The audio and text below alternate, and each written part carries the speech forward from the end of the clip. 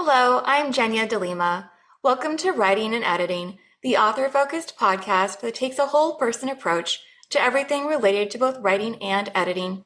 The publishing landscape has changed dramatically in the last few years, and this has included the introduction of alternative publishing options. One of these options is the hybrid publisher, which often combines the benefits found in both self and traditional publishing.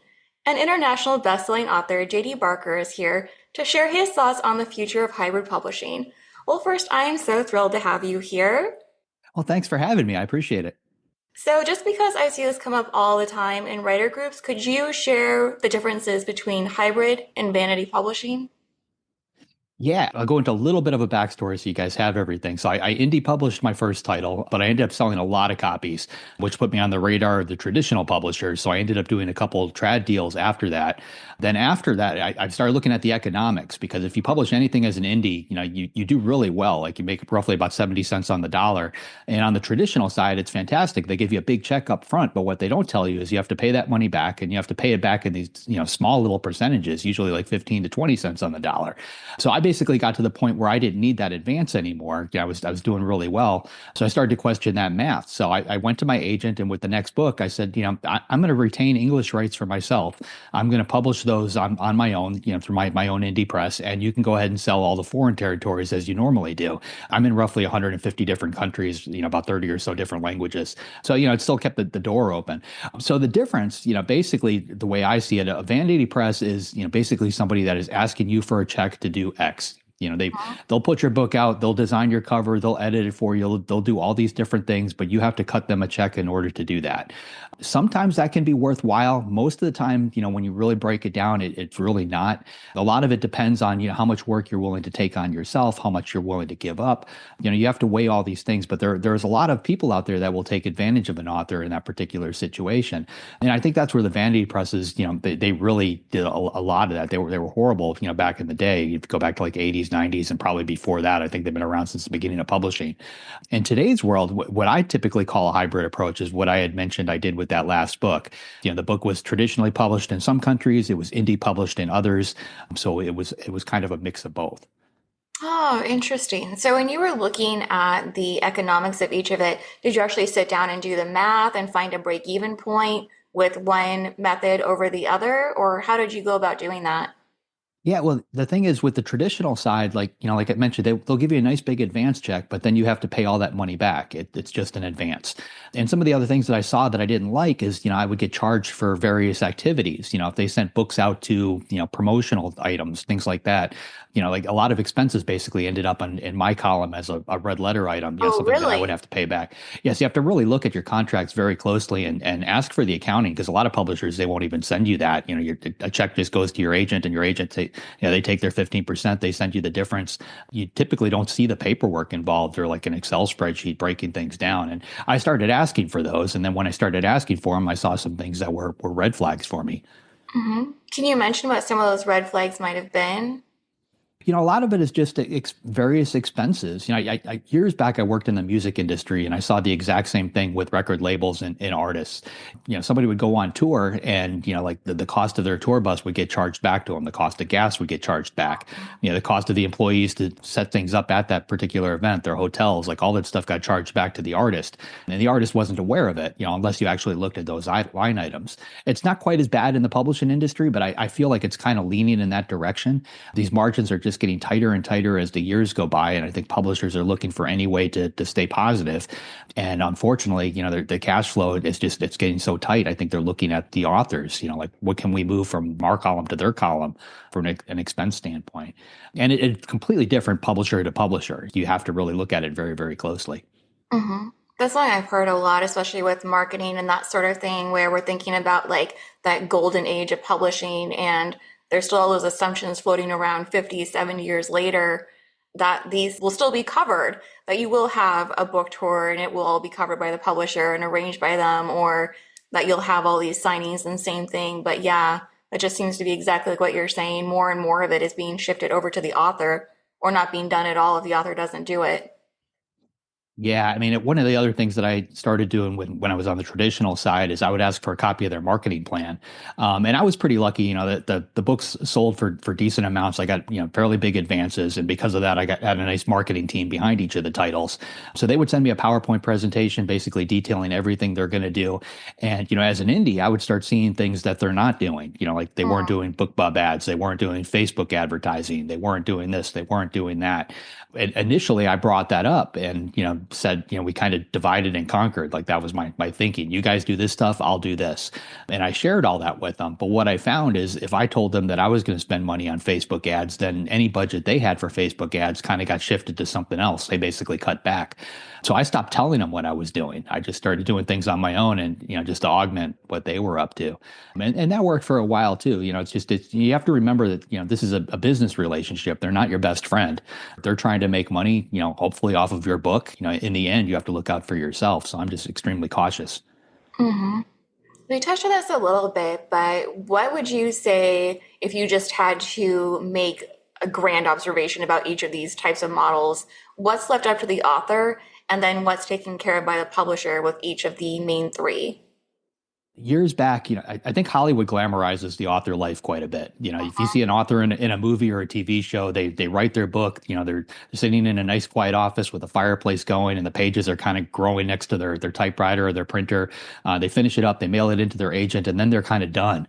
Like in the movie or TV show, they don't do anything else related to that book. But in real life, you have to flip your marketing hat on, and they will make you do all this stuff. You have to get out there and do interviews. You have to, do blog posts. I've known Dean Koontz for years, and like a couple years back, he sent me an email, and they had sent him book plates to sign, and I think it was like 400,000 of them. Oh my So like gosh. it took him weeks, to Yes. sign all of these, and like this is Dean Koontz, like he's still Right. doing that. I write books with James Patterson, and we're constantly brainstorming marketing ideas. The difference there is he came from a marketing background. That's what he was in advertising before he started selling books. So he tends to lead the way. The publisher will come at him with two or three things they want to do for a title, and he'll come up with something completely out of left field to try because it's worked for him in the past. I tend to approach these things along the same way. I try to look for things that nobody's doing and try something new. Yeah, I do think that's definitely a benefit, especially if you do have that background, because it also makes you aware that there are possibilities. So even just that ability to look at something like the contract or look at the expense report and knowing to question it, knowing that maybe there's an alternative to what's being presented to you. Yeah, absolutely. One of the other big shifts I've seen, particularly in the last couple of years, I think a lot of authors are coming out of the indie world. Like a lot of people, I went to the Author Nation conference back in November, and there were so many people there that didn't even try to query an agent. They just put the Yeah. book out on their own. It's like they're skipping that entire step. And what's happening on the traditional side, if you look closely at them, all the big name authors, like when you walk into a Barnes and Noble and look at those names, they're all older. They're a lot of them are aging out. They're in their 60s, they're in their 70s. They're not really replenishing that stock. They're not bringing in new authors at the level they need to in order to keep the machine running, which is dangerous. And I think part of the reason for that, is what I had mentioned earlier. If you indie publish a title, you see the economics of it, you realize how much money you're making, it doesn't make sense to necessarily go the traditional route. The traditional publishers are watching the sales, the bestseller list very closely at Amazon. They're seeing some of these names come out of nowhere as an indie author, and they're trying to scoop them up. And these authors are saying no, because it doesn't make sense. Like, here's $1 million, come sign with us. And like, I can make that back in a couple of months. I don't need you anymore. The only real leverage that the traditional publishers still have is the locations where they can get your books. They can get your books into Costco, they can get them into the grocery store, they can get them into the drugstore. Places as an indie, it's still difficult to do, but that's kind of the only edge that they really have at this point. So I see a lot of this shifting. I recently signed a deal with Simon and Schuster. I created my own imprint Mm. with Simon and Schuster. So they're basically working as my back end. They handle all my print sales and distribution. So in my world, that kind of gave me the best of both camps because I'm able to still put out books like an indie. I can put out any titles I want whenever I want, but they come out through Simon and Schuster. But we're economic partners in this. Like if I do a print run, I have to pay for that out of pocket. Oh, okay. So the danger of that is basically on me. If that book doesn't sell, it comes back to bite me, not necessarily the publisher. But the flip side of that is, if the book does well, we all do well. My margins are much bigger, and because they can get me into some of those places, that's beneficial to me. So it made sense. And I think that's where a lot of this is leading. I think a lot of the indie authors, they do really well. They sell a lot of books, but when they sit down and look at their Excel spreadsheet that they're using to track all of this, they realize that most of those books are ebooks. Yeah, and then they're maybe selling some audio and things like that, but they're not really doing that well on the print side because the margins just aren't there as an indie author when you're printing one title at a time. The only way you can make money on print is to print in bulk or to work with one of the larger publishers. So I think at some point it makes sense to do what I did and kind of put a foot in both camps. Do you have any advice for how authors can do that or try to do that if it's something they've already been considering? The deal that I did with Simon and Schuster was, as far as I know, I was the only one that they actually did it with. And it was very early on, and they'd recently been bought by a private equity firm. So this, a company basically looking to take Simon and Schuster in a new direction. What I think you're going to see in 2025, though, is the other publishers, I think, are going to come around to this. Folks at Random House and HarperCollins, I think they're going to look at this model and realize that this makes sense from both standpoints, and they may start offering the same thing. And you may see some bigger indie authors, signing with some of these larger publishers. And the lines between indie and traditional are going to get more and more muddy. Yeah, exactly. Do you think that readers really care how a book is published? Because I think that might be part of it too. No, not at all. I mean, when was the last time you bought a book because it was published by a particular, like, I literally don't know. It's the author Right. name on the cover. It all comes down to quality, really. Like, whenever I publish a title, whether it's going in the indie route or the trad route, it goes through the ringer. I put it through a number of beta readers, a number of editors. There's professional formatting, professional copy editing. I don't cut any corners on that stuff because every book that I put out, whether I put it out on my own or through somebody, it has to measure up to something coming out of the traditional publishers. Like that's always been my benchmark. I think the people that really have trouble in this are the ones that, they write a book, they have their friend proofread it or their Right. spouse, then they load it up on Amazon, they hit that publish button and then just kind of hope everything is going to work out. And what ends up happening when you do that is your friends and family will pick up that title. You'll get, 10, 15 5-star reviews from people that know you. And then all of a sudden the real readers kind of stumble into that book and they start pointing out all the flaws and the typos and the developmental problems that might be there. And then the book kind of fizzles and dies. So I Yeah. think, regardless of which camp you're in, you have to put out a 5-star read. Like this whole thing starts with a really good book. Yeah, I completely agree. It goes back to something that Angela Yuriko Smith said when she was on the show, and that was that you have to have a product that people will want to buy. Again, exactly like you said, it has to be a quality product. It's not going to matter if you have the best cover in the world or you do have that set of beta readers who think that it's the best thing ever because, right, what kind of sample size is that? 5 readers out of the 5,000, 50,000, whoever it is you're hoping to reach, doesn't really tell you much. No, and I've seen authors try to spend their way to success. They'll well, I'm going to spend $10,000 on Facebook ads, and you can do it, but the problem is that it props that book up for a short amount of time, and if the quality isn't there, then all it does is amplify that. More and more people talk about it. The only thing that really sells books or kills a book in the end is word of mouth. Either people love a book and they tell a friend about it, and that keeps it going, or they hate a book and they tell a friend about it, and that puts it into an early grave. Mhm. Well, so besides the economic side, what are some of the other benefits? Because I've also heard people talking about the creative control. So I wondered if you could touch on that a little bit. Yeah, so I'm a control hound. I love to keep control of everything. With the first book, Forsaken, when I put that out, I hired a company called 99 Designs, which I imagine some of your listeners have probably used before. It's a great service. You pay about $400 or $500, and they'll have 40 to 50 different designers create covers for you, and then you can kind of pick the one that you want and fine tune it with the winner of that. So what I would do is when I got down to like 10 or 15 that I actually liked, I would put those out on social media with a simple question. If you were to walk into a bookstore and buy a book based solely on its cover, which one would you pick? And then the winner of those types of contests were the covers that I ended up using. And a lot of times they were very different from the cover that I liked, Oh, but really? it's, my personal preference may not be what the masses are into. So, I always look for whatever the largest, sample group wants. So I always try to do stuff like that. Yeah, it goes back to that whole thing earlier about sample size and making sure that it's going to reach that broader audience, not yourself or your family and friends. Yeah, yeah, absolutely. So you were talking too about when you were at Author Nation and noticing the different ages of authors. Is that something that's very recent, or is this something that you've noticed over a period of a few years? Well, up until now, Author Nation's kind of a funny conference because it was 20 books to 50K for years. Right. Yeah. And and every indie author knows about it. But if you're on the traditional side, you're basically told not to go, because they, as a traditional author, like they don't want you exposed to that. They don't see it as something that's on par with what they're doing. Like there's still a little of that, nose in the air kind of thing. Yeah.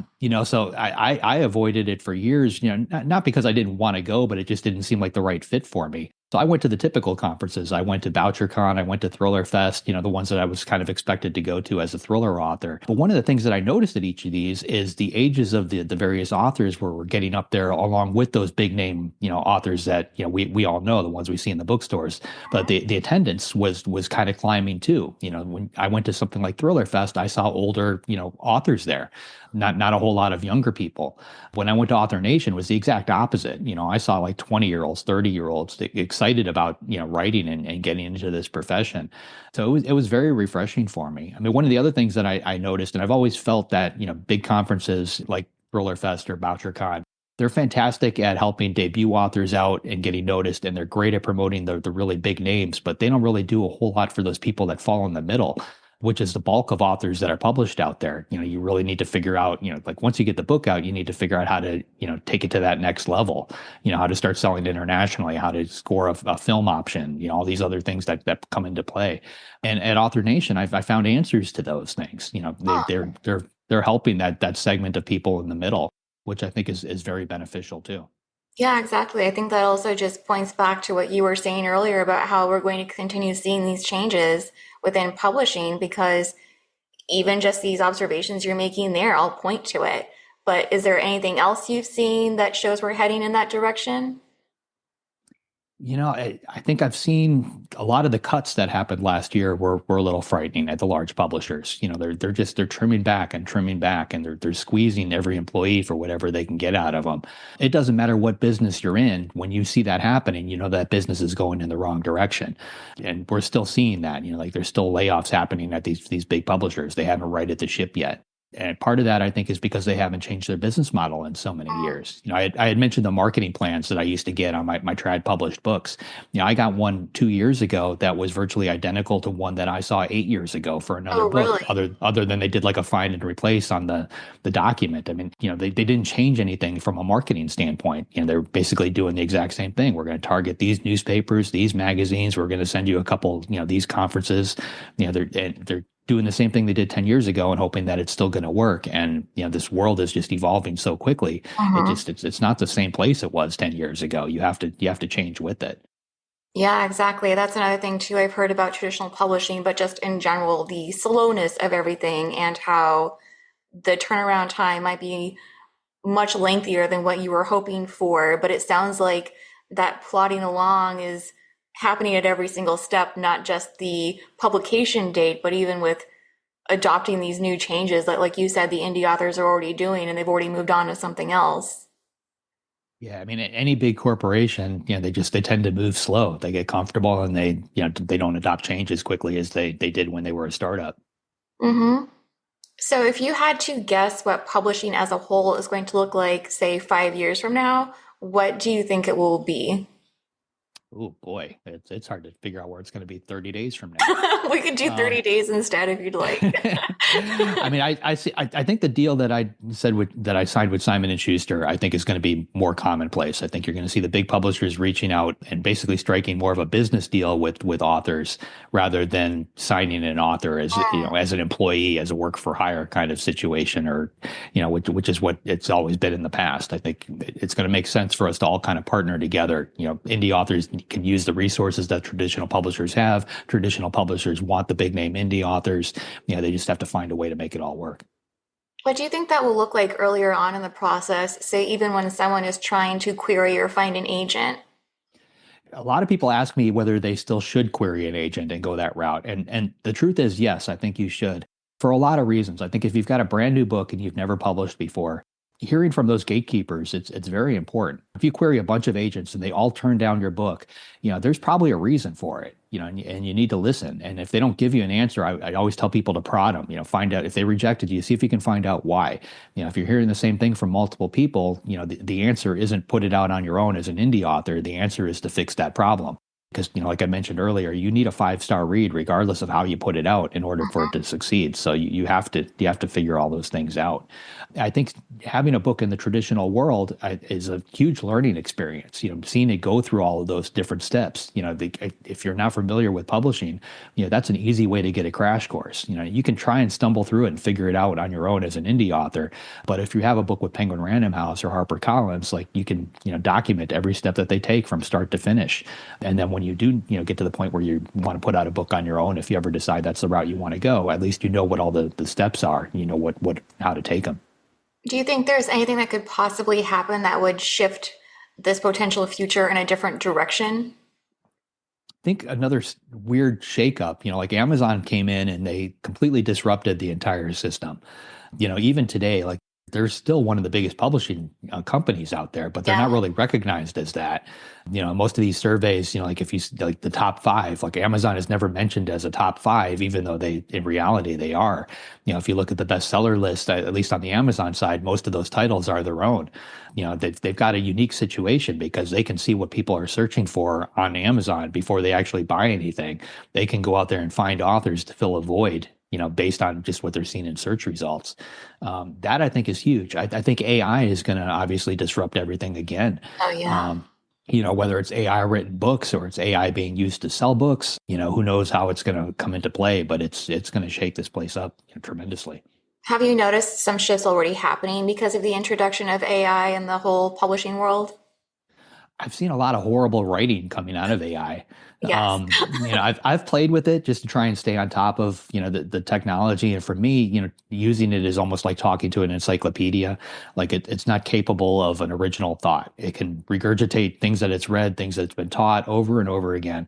But if I wanted to brainstorm an idea for a book, it's not going to give me anything new because it's not capable of doing that. That being said, I don't think we're that far off from the point where that's going to actually happen. It's evolving so quickly. Once it has an original thought, I think in a lot of ways we're in trouble. As authors, you need to double down. For me, I've got a brand. Like I'm building a brand. I've trademarked my name. I make sure my name is very large on my various book covers. My advertising. My name is what I push more so than individual titles. Mm, I think that's important. And my voice, I stress that my voice in writing, like that's what draws the readers in. That's what keeps them and gets them to come back for the next book. That's not something AI is ever going to be able to duplicate. They may not be able to duplicate my voice, and AI may come up with its own, but I'm always going to have mine. yeah, those are really important too. But I want to go back to just a little bit what you were talking about with the author branding and why you think that's going to make a difference when it does come to AI, not just sort of trickling into the marketplace, but maybe exploding in the marketplace. Well, I think it's going to come down to the number of titles. So I've been publishing on my own. I just had my 10-year anniversary since my first book came out. The year that I published that first book, there were 700,000 books that came out that same year. This past year in 2024, there's over 2 million. And that's before AI really gets involved. AI's got the ability to start churning out, a book a minute if it wanted to. Like, Amazon's tried to put some guardrails up on that. And I'm sure those kind of things will happen. But books are going to start sneaking into the system. That 2 million number, that could easily be 5 million books published in 2025 or 2026. You need to figure out how you're going to stand on top of all that. Like, how are people going to find you as an author in 5 million books or 2 million books? And again, for me, it's all about brand recognition. If you think back to just walking into a bookstore, like there's certain names when you see them, you will buy that book just because they wrote it. Yeah. You don't necessarily care what it's about, but that you're getting a particular quality, you're getting a particular type of story, and that's enough. You're in for the long ride. That's what you need to build. Yeah, that's great advice. But it also makes me think too about those authors who shift genres. Do you think that that will impact them anyway? Say the people that do write a thriller and then they write something in like the YA area and then maybe they hop over to romance. Do you think that that matters or not? Or should they stick to one genre or maybe create distinct versions of their author self? I was told early on to try and find a common thread because I'm one of those people. I hate the idea of writing the same book over and over again. I've purposely bounced back and forth between horror and thriller. So I literally write a horror novel, I write a thriller novel, I write a horror novel, I write a thriller. I go back and forth. If you go to my Wikipedia page, I think it sums it up best. It says I'm a suspense author who may include elements of horror, elements of sci-fi, elements of this, elements of that. So suspense is my common thread. And as long as I have that, the readers seem to be along for the ride. They'll jump genres with me. I think if you do something really drastic, though, like if you're a romance author and you've got 5 or 6 titles out there, and then you decide to write a sci-fi novel, that could be problematic. So you have to gauge that very carefully. That is great advice. Well, do you have any closing thoughts or anything that we didn't cover that you'd like to include? No, I think just keep at it. Try to stay on top of what's happening in this industry. I mean, it's moving very, very quickly. Just don't ignore it. Don't get overwhelmed, but just stay on top of what's happening. But ultimately, I think you just kind of keep your head down and write that next book. Because ultimately, like writing the book is the most important piece out of all of this. And it's easy to get lost in all the news and everything that's happening and forget that. But Mhm. writing those words every day, that's what gets you through the finish line. Yeah, excellent insights. Thank you so much. Well, thank you. And thank you for listening, and be sure to check out the show notes for additional information. And then please join me next week when Francesca Leah Block will be here to talk about writing as part of your healing journey. Thanks again.